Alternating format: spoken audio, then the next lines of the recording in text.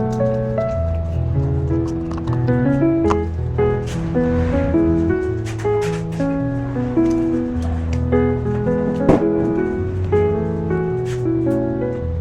Pudge Philippines, kaya ako para sa inyo naman din kayo. Yung mga babae kwenta ko pa sa mga grabe nag-pwede sa susunod ka na na yung advance na.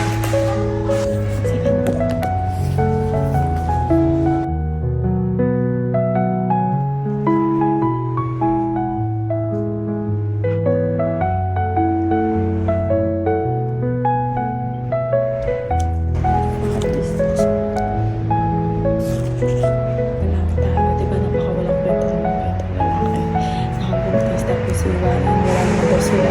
So, pinuntis mo wala kayo. So, parang yung laro na. Nakakainis.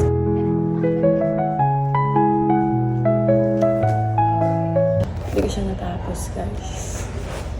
Nandito. So, guys, wakapal din siya. So, ito na siya, guys. Nakakapagod, pero walkable yung ano.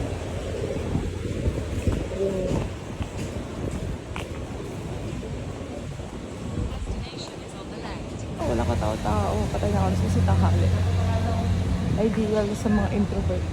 And for me, sa mga magsasolo date. Oh, where is the flowers? I want to buy flowers.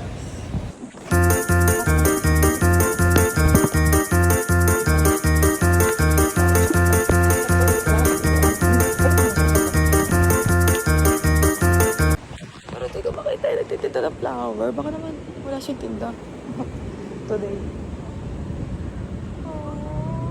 Okay, so walang naka-display. Expectations.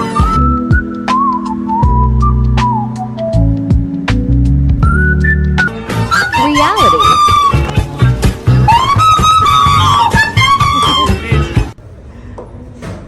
Yeah, akit tayo. Akit. Kasi makikita yung daan. Small space. So, marinit sa labas, guys. Parang may nakaharap ko ng coffee shop.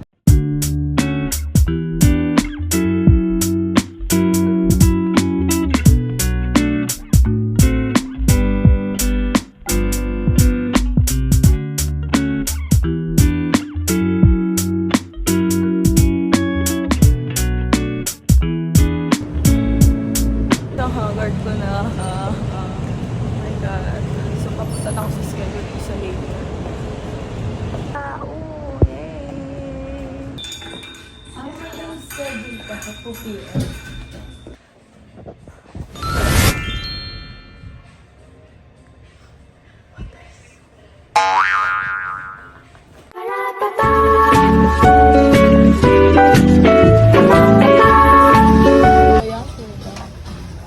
yan na. Right here. Tara, ito sa... Uy, ito pa. Ito may ganun.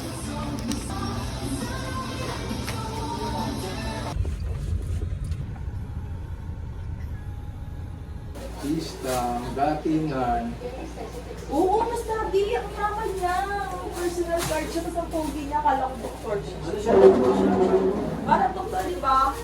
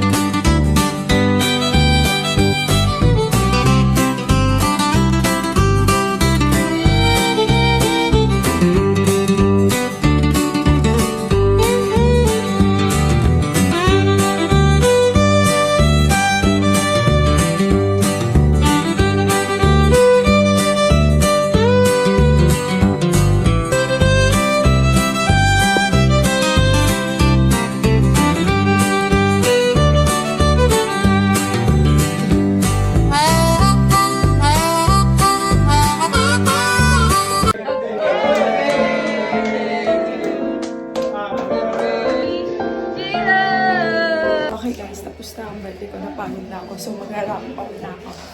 Yeah, thank you Daddy for the flower. And thank you Ate May. Thank you Ate for the cake.